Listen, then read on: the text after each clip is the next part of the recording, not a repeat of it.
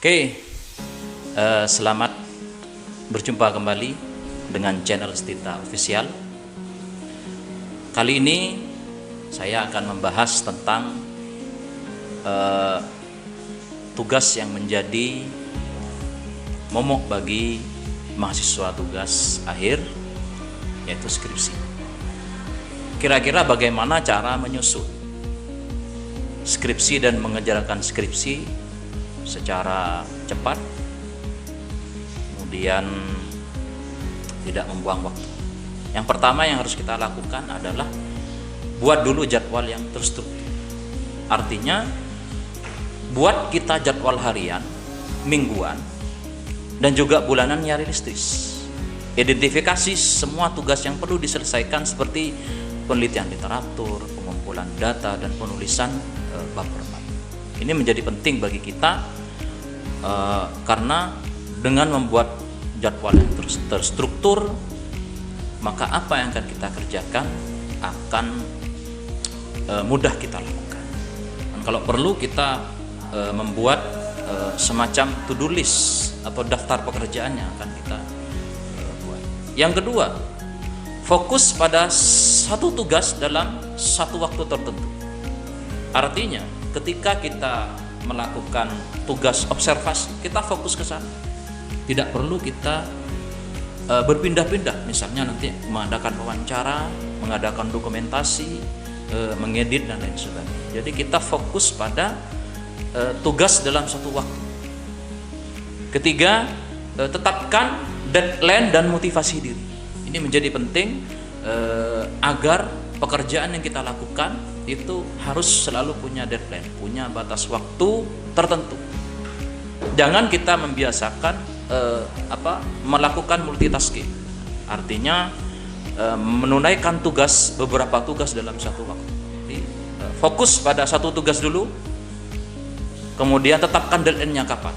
Contoh, ketika kita melakukan observasi hari ini, misalnya kita akan mengobservasi keadaan sekolah, keadaan kelas, maka tetapkan kita butuh berapa jam, kita butuh berapa menit untuk mengobservasi kegiatan atau kita mengobservasi sebuah kegiatan pembelajaran semisal, maka tetapkan kita deadline kapan ini kita laksanakan, hari Senin jam berapa.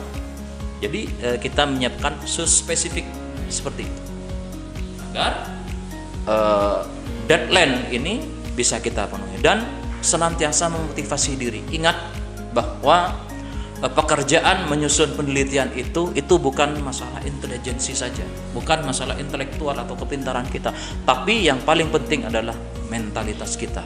Mampu tidak kita menyelesaikan penelitian ini? Karena apa?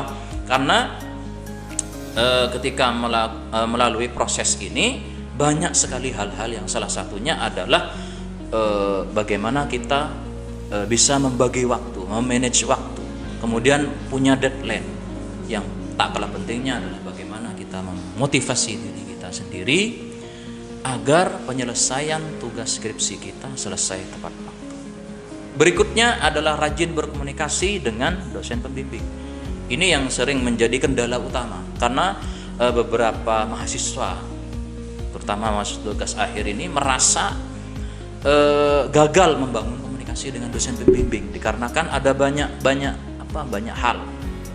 Satu, rasa segan untuk berkomunikasi. Saya kira setiap dosen pembimbing terbuka asalkan kita mulai dengan bahasa yang santun, bahasa yang sopan, terutama juga memperhatikan waktu kapan kita berkomunikasi.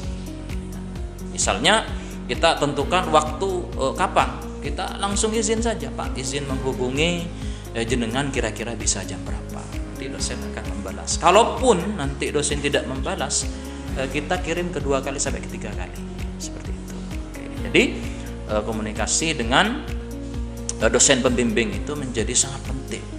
Atur kapan, kita sepakati bersama-sama dengan dosen pembimbing kapan pelaksanaan pembimbingan, tetapkan di situ. Yang paling penting Anda mengikuti kapan dosen akan memberikan bimbingan. Atur dalam satu minggu berapa kali, di jam berapa. Jadi detail sesuai dengan di awal tadi kita punya manajemen waktu. Yang terakhir, atur lingkungan kerja yang kondusif. Nah, ini banyak mahasiswa yang gagal di sini. Bagaimana tidak bisa mengatur lingkungan kerja yang kondusif, artinya mereka lebih banyak bersinggungan dengan lingkungan-lingkungan yang tidak produktif dan tidak kondusif. Contohnya lebih banyak waktu kita, luang kita untuk hal-hal yang di luar kepentingan melakukan penelitian.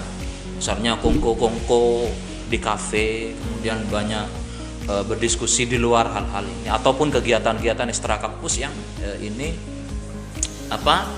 tidak ada hubungannya dengan kegiatan kita.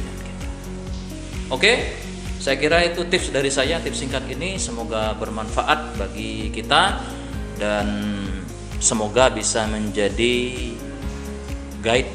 guidance bagi kita. Oke, terima kasih.